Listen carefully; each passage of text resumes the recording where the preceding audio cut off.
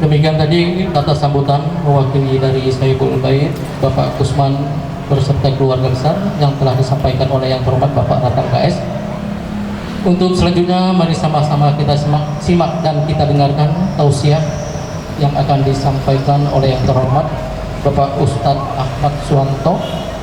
Beliau datang dari Desa Tanjung Sari 2, Kecamatan Lempuing Jaya, Kabupaten Oki. Pada beliau kami persilakan. Ya Nabi salam alaika, ya alaika, ya Habib salam alaika, salawatullah alaika, marhaban ya nurul aini, marhaban jadal husaini, marhaban ahlan wa salam, Allah marhaban ya khairadai, Allahumma salli ala Muhammad. Dimohon untuk duduk kembali. Bismillahirrahmanirrahim. Assalamualaikum warahmatullahi wabarakatuh.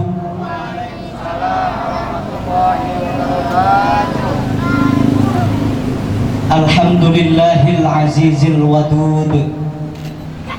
Assalatu wassalamu ala sirri hayatil wujud wa sabbabil a'dami likulli mawjud, afdal likulli abdin wa afdal likulli maulud, sahibul liwa'il hamid, alil asma'i wa maqamil mahmud, wa ala alihi wa ashabihi ila yaumil maw'ud.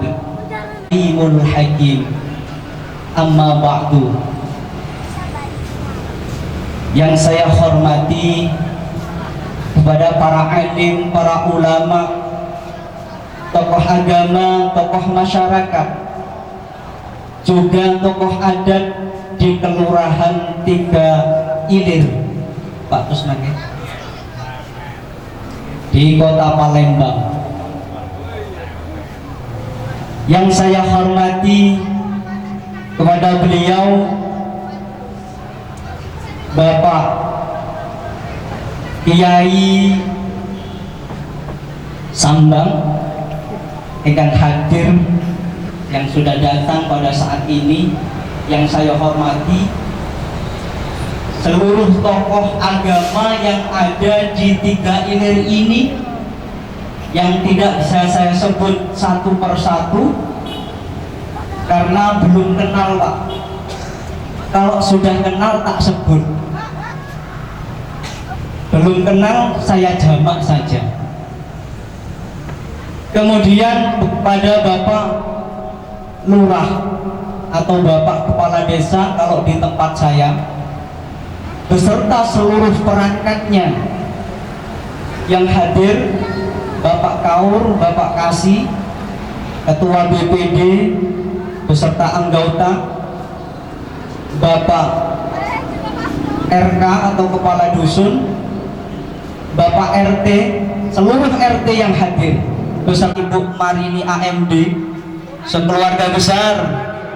Yang saya hormati adikku yang paling ganteng, yang paling cakep, calon pilot, Pak.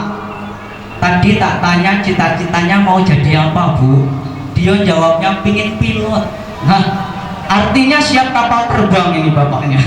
Anak yang soleh, yang berbakti kepada kedua orang tuanya, yang berguna bagi masyarakat serta lingkungannya, yang mengabdi kepada nusa, agama, dan negaranya. Allahumma amin. Kresna Budaya dari Oki seluruhnya yang dipimpin oleh Bapak Sambang, seluruh kru yang saya hormati, andai tolan, sanak saudara, dan seluruh Ramadan utama, marilah kita panjatkan rasa syukur kita kehadirat Allah Subhanahu wa Ta'ala. yang mana atas limpahan nikmat karunia hidayah taufik dalam keadaan sehat walafiat tiada halangan suatu apapun. Allahumma amin. Selamat dan salamin Allah semoga tercurah kekal abadi karibuan baginda agung Nabi besar Muhammadin sallallahu alaihi wa alihi wasallam. Allahumma amin ya rabbal alamin. Para ibu, para bapak, hadirin jamaah rahimakumullah. Terima kasih. Langsung utus mobil cuma jemput anak kecil ini. Alhamdulillahirabbil alamin. Beliau sudah seperti orang tua saya sendiri. Kita doakan keluarga beliau, putra putri beliau senantiasa dilindungi oleh Allah Subhanahu wa taala dan mendapatkan keridhaan Allah Subhanahu wa taala. Karena saya nggak tahu Bu, kalau ini nggak dalam masa COVID-19 hari ini nggak tahu mau jadi apa di Palembang ini. Tapi berhubung COVID-19 kita harus patuh dengan protokol kesehatan yang diperintahkan oleh pemerintah, maka kita sebagai warga negara yang baik harus taat kepada pemimpin kita.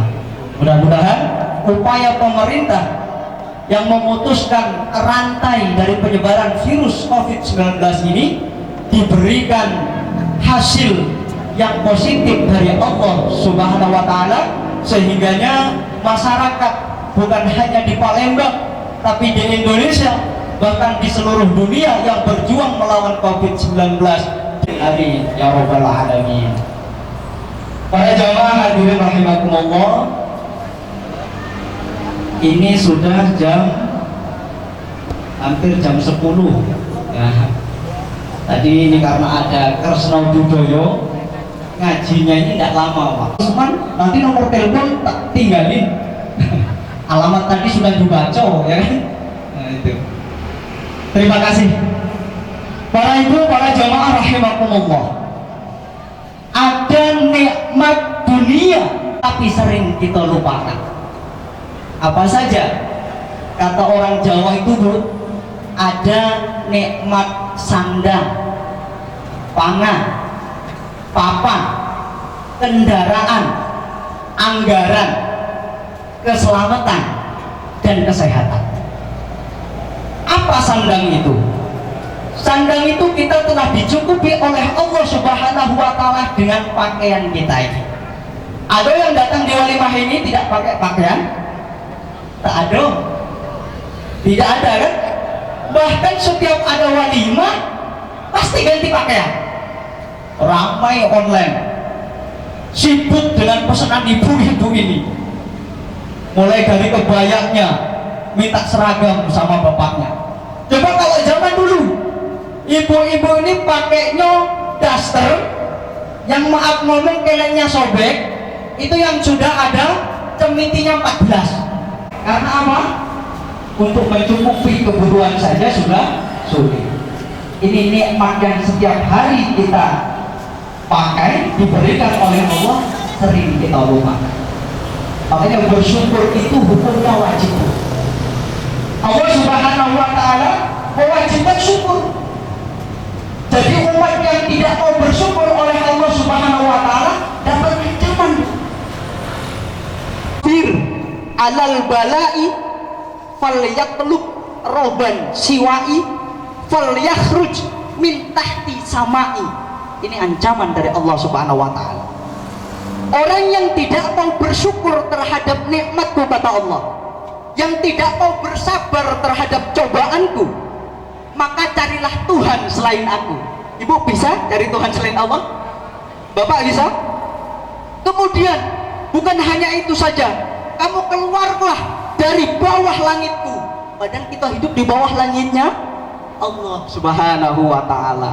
Nah inilah bersyukur hukumnya wajib, maka kita harus bersyukur terhadap seluruh nikmat-nikmat ini. Yang kedua adalah pangan. Kalau bahasa Palembangnya, kita dicukupi makanan oleh Allah.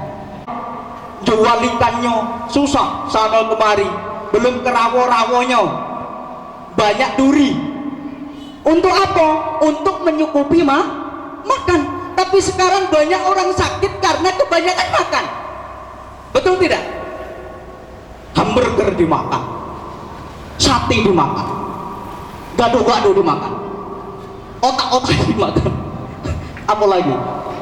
Empek-empek dimakan, galau-galaunya dimakan. Akhirnya orang sakit bukan karena kurang makan, akan tetapi kelebihan makanan.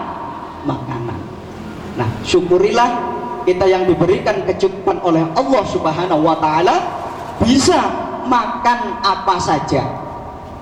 Orang kaya dengan orang miskin bedanya tipis, Bu. Orang kaya bisa makan apa saja karena punya duit. Orang miskin boleh makan apa saja tapi tidak bisa beli. Lah orang kaya bisa beli apa saja tapi dilarang oleh dokter. Pak, tidak boleh makan daging kambing, Pak. Darah tinggi, punya duit padahal. Lah ini, tidak boleh makan bakso, darah tinggi. Tidak boleh makan santan, kolesterol. Ini orang kaya. Akhirnya orang kaya dengan orang miskin ini nasibnya sama, Pak. Tidak sama-sama pajak makan. Yang kaya boleh makan apa, boleh beli apa saja karena punya duit, tapi tidak boleh makannya. Lah orang miskin boleh makan apa saja, tapi tidak bisa beli makan karena tidak punya duit. Maka Papan ini dalam bahasa Palembangnya adalah tempat tinggal. Rumah ibu itu semut lewat kepleset, ya kan? Sekarang coba dulu, Pak, rumahnya panggung, atapnya daun rumbia, bolong-bolong, tapi walaupun anjingnya gemuk karena bolongnya besar. Kalau malam kedinginan, bukan dingin karena AC, tapi dingin karena angin dari luar masuk semua. Tapi sekarang alhamdulillah, itu harus kita syukuri. Nah ini, kita harus bersyukur bahwa kita telah diberikan oleh Allah kecukupan hidup di duniawi ini. Kemudian yang selanjutnya adalah anggaran. Nah ini yang masuk, Pak, anggaran. Pak Usman ngadakan acara pada saat ini, kalau tidak punya anggaran tidak bisa, Bu. Kalau tidak punya uang tidak bisa. Makanya pemerintah sekarang ini besar mengucurkan anggaran, benar nggak, Pak? Anggarannya besar. Secara pribadi kita di rumah masing-masing tiap hari pun memiliki anggaran, memiliki keperluan, dan kita bisa untuk membeli itu. Pada hari ini pelaksanaan akikah kan harus beli kambing. Pakai apa? Pakai duit. Artinya anggaran telah diberikan oleh Allah Subhanahu wa Ta'ala berkaitan dengan hukum pelaksanaan akikah. Ini yang akan saya urai, Pak Bu. Allahu alaihi wasallam bersabda, al-ghulamu murtahinum bi aqiqatihi tutbahu anhu fi yaumis sabi'i wa yuhlaku ra'sahu wa yusamma. Anak yang dilahirkan ini akan tergadaikan dengan akikahnya, sehingga disembelihlah hewan pada hari ke-7 kelahirannya. Setelah itu dicukur rambutnya. Setelah dicukur rambutnya barulah diberi nama. Namanya tentunya nama yang baik.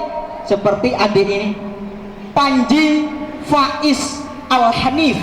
Lah ini dengan nama Panji, mudah-mudahan ini bisa menjadi panji negara, benteng negara, pembela agama. Allahumma amin ya rabbal alamin. Bisa, maka dia akan selalu berjalan di jalannya Allah, lurus. Allahumma amin ya rabbal alamin. La Faiz itu adalah berupa kebahagiaan, keberuntungan. Ya Allah, pinter Pak Kusman ini beri nama ya. Makanya ada sahabat dulu pada zaman sahabat Umar bin Khattab. Sahabat Umar bin Khattab berkata, bukan hanya anak saja yang bisa durhaka kepada orang tua. Nah ini harus kita garis bawah. Kalau di masyarakat kan banyak kejadian anak yang durhaka kepada orang tua. Tapi melihat keterangan yang disampaikan oleh Umar bin Khattab radhiyallahu an, orang tua pun bisa durhaka kepada anak. masalahnya dilihat seperti sepele, Bu. Maka kamu termasuk golongan orang yang durhaka kepada anakmu. Masalah nama, Bu, penting ini. Akhirnya ada sahabat datang, berarti orang tua saya, ya khulafaur rasyidin, ini telah berlaku durhaka kepada saya. Lah emang kenapa kok orang tuamu durhaka kepada kamu? Saya itu dikasih nama jelek. Namamu apa? Nama saya diberi orang tua saya adalah Al-Khafafis. Menurut ibu bagus gak? Bagus, mau cak anak-anak itu. Tapi artinya Al-Khafafis, Pak, itu kelelawar, jantan. Nah ini, jadi anaknya itu suruh terbang-terbang baik tiap malam, karena diberi nama Al-Khafafis, kelelawar jantan. Karena anak lahirnya Paing dikasih nama Paing, lahirnya Kliwon, ada di tetangga saya itu namanya Kliwon, akhirnya keluyur, Kliwon nggak balik-balik. Nah ini madhabnya siapa, begitu kan? Ikut imamnya siapa? Kalau menurut Imam Syafi'i dan Imam Hambali, hukum akikoh itu adalah sunnah mustahabbah atau sunnah muakkad. Wajib hukumnya kalau dinazarkan, seperti tadi Pak Gusman, dia itu nadar kan, maka dia harus membayar nadarnya, karena an-nadaru kaddainin, nadar itu laksana seperti hutang. Hutang harus kita bayar, kalau tidak dibayar nanti akan ditagih di yaumil qiyamah oleh Allah Subhanahu wa ta'ala, begitu. Nah, akikoh ini hukumnya sunnah mustahabbah atau sunnah yang muakkad menurut Imam Syafi'i dan Imam Hambali. Menurut Imam Maliki dan menurut Imam Hanafi, hukum akikoh adalah wajib. Jadi kalau ada yang katakan wajib, ada yang katakan sunnah, ibu sudah tahu itu betul gak loh? Jangan dipermasalahkan. Oleh Rasulullah SAW, akikoh itu sudah ada sejak zaman jahiliyah, cuma secara prakteknya yang salah. Kalau zaman jahiliyah, anak yang baru lahir itu khususnya anak laki-laki, karena orang jahiliyah itu memiliki anak perempuan seperti aibu. Naudzubillah min dzalik. Disempurnakan oleh Rasulullah, anak perempuan kedudukannya sama dengan anak laki-laki. Teruskan penyembelihan hewan akikoh.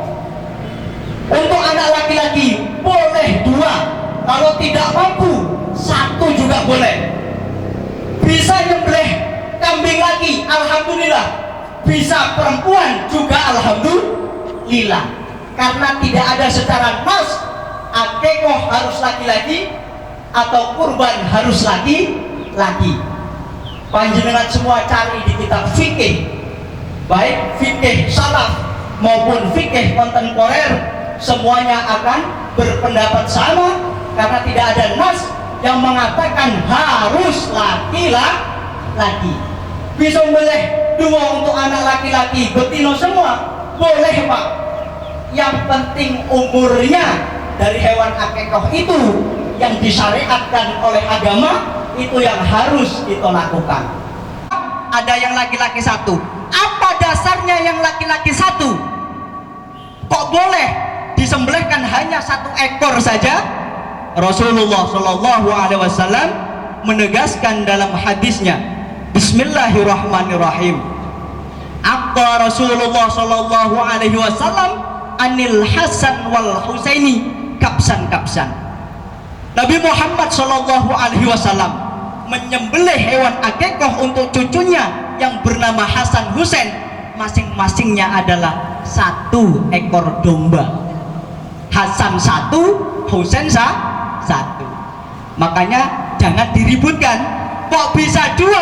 Alhamdulillah, karena hikmah akikoh sangat besar untuk yang melaksanakan akikoh itu sendiri. Menyembelih hewan akikoh untuk diri kita sendiri itu boleh, atau orang tuanya menyembelihkannya untuk kita juga boleh. Tidak dibatasi waktunya itu menurut Imam Syafi'i. Nah begitu. Tinggal jalurnya kemana. Kalau Imam Maliki seperti hadis tadi, harus pada hari ke-7 kelahiran bayi. Fi yaumis sabi'i, pada hari ke-7 bayi dilahirkan, baru disembelihkanlah hewan akekah. Nah begitu Bu, penjelasan daripada akekah. Hikmahnya untuk adik Panji ini luar biasa. Anak yang diakekahi akan berbeda dengan anak-anak yang belum diakekahi, baik secara dilihat secara kesehatannya oleh dokter. Ini bisa dicek Bu, anak yang sudah diakekahi. Kalau anak yang tidak diakekahi akan rentan terkena virus atau penyakit, gampang sakit, sulit kalau sakit itu mencari obatnya.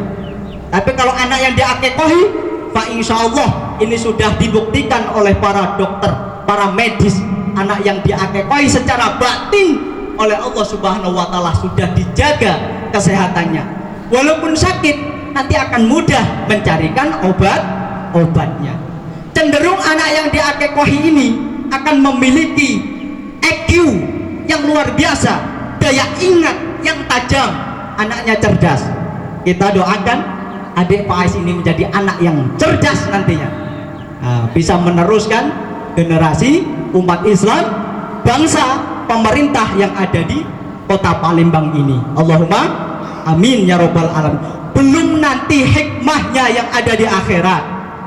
Sebagian ulama berpendapat anak yang sudah diakekahi ini bisa memberikan syafaat kepada kedua orang tuanya, manakala anak yang diakekahi ini menjadi anak yang soleh, dia bisa memberikan pertolongan kepada kedua orang tuanya. 2 kalau mampu, 1 kalau tidak mampu juga boleh sah, boleh laki-laki, boleh perempuan. Yang penting umurnya secara hukum fikih sudah sampai, maka sah pelaksanaan penyembelihan hewan akekah. Harus kita pahami, akekah dan kurban ini satu kesatuan yang sama secara hukum hewan dan hukum umur hewan itu sendiri, bukan dibeda-bedakan. Akekah hewan yang kecil baik, kambing yang kurus baik, tidak Pak, hukumnya sama, tidak boleh cacat, begitu ya.